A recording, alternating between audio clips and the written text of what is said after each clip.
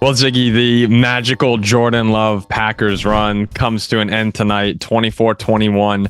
The 49ers beat the Packers, and it was really funny. This over this entire Packer run to the playoffs and past the Cowboys over the past few weeks. We're not rooting for the Packers just as Vikings fans, but it is fun, watching this channel grow as the Packers fans have been so nice to us, and we have so many friends who are Packers fans. I actually will say tonight, I do feel very bad for the Packers fans. A lot of my good friends who are good friends who are Packers fans, that is a tough loss, and they were the better team tonight. I really don't think it was close. The Packers should have won this game. And ultimately it comes down to just in the fourth quarter there, 49ers made a couple really big plays and the Packers couldn't put them away. And obviously people are going to talk about the Anders Carlson missed 41-yard field goal. And it was backbreaking. As soon as that happened, I think most Packers fans immediately thought, this could be trouble. And last thing I'll say before you jump in here is Jordan Love rolling out and throwing that crossbody interception. As that play was unfolding, I could see, just like every other Packer quarterback before him, that's Brett Favre right there. Rodgers did that from time to time. They can get away with it because they're so physically talented. Their arms are unbelievable, and it can cost you big time. And that's what we saw in that final play. But I felt bad for Green Bay. I really did. They were the better team. Paul, I wanted to come onto the show celebrating that finally this kind of ridiculous Packers run was over. Absurd, yeah. But as sick as I am sometimes of watching the Packers have success, honestly, I feel even more sick over the way this game ended. The Packers, 10-point underdogs, go into Levi's and are clearly the better team, right? Every single thing you could want to happen happens. Brock Purdy is a little bit of a meltdown. You're never happy to see a player injured, but Debo goes out of the game. It gives you a window. Aaron Jones, the last drive of the game, puts together one of the best runs of his career. It seems like everything is aligning, but missed field goal. It seemed like it stopped raining just long enough for Brock Purdy to put together an excellent drive right before it started dumping again on Jordan Love. And despite a lot of good play, there were just too many missed opportunities for the Packers. Yeah, Aaron Jones was phenomenal most of the night. I thought when he had that breakaway run there in the fourth quarter, he's just a little faster. I thought he was going to score on that play. And this was just a day, though, if for Packers fans to look back on. Jordan Love, for the most part, was very good, but we saw a couple throws that were just off that he's been making for the past 2 months consistently. And it wasn't a lot. It was just one or two here and there that could have been big difference makers down the stretch. But I think you look back on this ultimately as a Green Bay fan, you say there are so many what ifs in this game. Darnell Savage dropped interception. They had Nixon, I believe, had an interception go through his hands. A lot of plays in the third quarter or fourth quarter, that catch by Ayuk barely gets it. The missed field goal. It seemed like every big moment other than the Bo Melton pass interference and the kickoff return went San Francisco's way, and Green Bay just kept them in the game the whole night. You were waiting for that one final gut punch. They had 3 chances, the Packers, to make it a 2-score game and really end it, and they couldn't get any points. Even in the first half, drive down the field against Dallas, you're converting those for touchdowns, only 6 points on 3 drives in the first quarter or first half that got down to the red zone. So a lot of what ifs in this game. Was there anything in particular to you, when you look back on this, that you, if you're a Packers fan, you're just going, oh my God, which one's keeping you up at night the most? Field goal? I think as much as I want to say the field goal might be the easiest one to point at, but I think the one that would stick with me is that last Jordan Love interception, because this season, really the second half of the season into beating Dallas into what looked like it was about to be a Super Bowl run was defined by Jordan Love making magic when it counted. And at the last moment, I get why Jordan Love felt a need to make a play there, right? You've got about a minute left because LaFleur didn't use a timeout instead of the minute 40 you might have hoped for. You think, all right, we need a big play. And where Jordan Love and Packers quarterback after Packers quarterback in the past has succeeded, this time it just wasn't there. And again, I felt, I think what most Packers fans were feeling when that ball was released, I felt excited. Jordan Love must have seen something, but he just didn't. Oh, I had Favre 09 NFC Championship game. The entirety of that play. Watch, as soon as he let go, I was like, oh my God, I've seen this before. This does not end well. Throwing crossbody like that in these pivotal games here. It's funny. We were really close to talking about Eric Wilson, who recovered the fumble from Nixon on the kickoff return. We were calling him, that was the hero play for Green Bay. He was Superman right there. He was super. It was an unbelievable play there.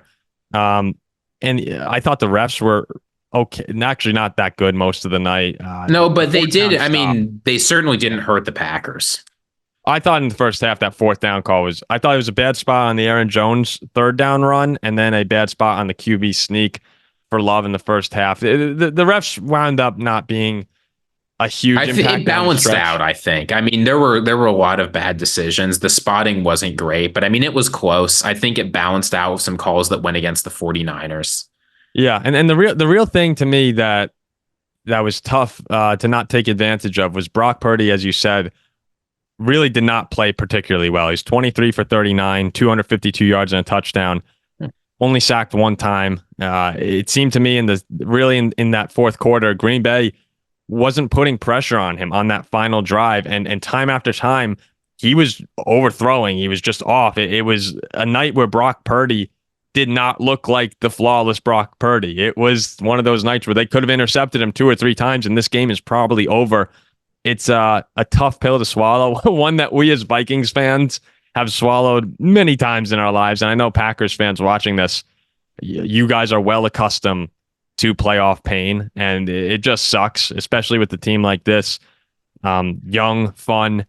And I thought that if they had won this game, I really thought they were going to go to the Super Bowl. I really thought they were going to go. And I mean, there's a lot to be like. The Packers came in with the better game plan, the better coaching, I think, on both sides of the ball.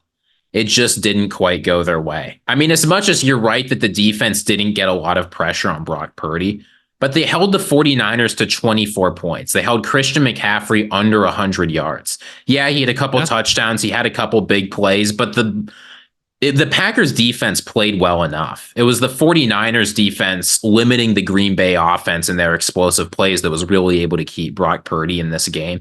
And I'm making a prediction now. You're going to hear all week that Brock Purdy rose to the quarterback moment and Jordan Love didn't. Brock Purdy was the better quarterback. That's ridiculous. And I think if you watch this game, it is very clear that Jordan Love was the better player. And I'm not just saying that. I mean, and when you look at this, if you go back and look at the Packer drives in this game, first half, 14-play drive down the field, 10-play drive, 10-play drive, only getting 6 points out of that. But still, the offense was moving the ball downfield. Later on, after having 2 touchdown drives to open the second half, it went interception, 3 and out, missed field goal. And right there, those were the ones where you really had an opportunity. If you scored on one of those possessions, you probably win this football game. So it was just down the stretch there. It's hard to really pin any of that on one particular person. You can't do that, but just a tough night for the Packers. I know that this season you didn't expect to get this far. No, we certainly didn't think you'd get this far. It was mind-boggling and frustrating. Also, pretty entertaining to watch this team grow down the stretch, despite our Vikings fandom. And then you just sit here and you look back on this game and say, wow, that should have been ours. And you don't know how many opportunities you get in these situations. It's easy to say, let's go on to next year, but really, you never know. I do expect this Packer team to be, a force to be reckoned with next season. But, sometimes you just catch lightning in a bottle. We've seen that. Yeah, but you talk about lightning in a bottle, and that's right. But I don't want people to think this team is like last year's Giants, where they went on sort of a surprising run, and then it's going to be a disaster next year. This team is extremely legit on both sides of the ball. Yeah. Get a slightly better defensive coordinator. Let Jordan Love grow a year. This team will be scary next year. But as you say, there are certain moments, like the 49ers, as the reward for edging out this game, are going to get to face either Jared Goff or Baker Mayfield. Next year, it will probably be not that easy in the NFC. Yeah, and I was looking forward to a potential Packer Lions game. I know that they're both our NFC North rivals. There'd just be something good old fashioned NFC North football. The entertainment value of that game to me would have been a lot higher than seeing San Francisco roll someone in Levi's. But here like that's just the way it goes sometimes, and I do feel bad for you guys. I can't believe that I'm sitting here feeling bad. But that's even more frustrating is that I'm sitting here like actually feeling sorrow for these Packers fans. But I feel like we're not Packers fans, but when there's so many Packers fans who come in here, you sort of get how they feel. You empathize with them a little bit. You take on their emotions a little bit. Like, it's just, there's losing football, right? And there's losing football because you got outplayed. There's losing football because you just weren't the better team. Like, those kinds of things happen.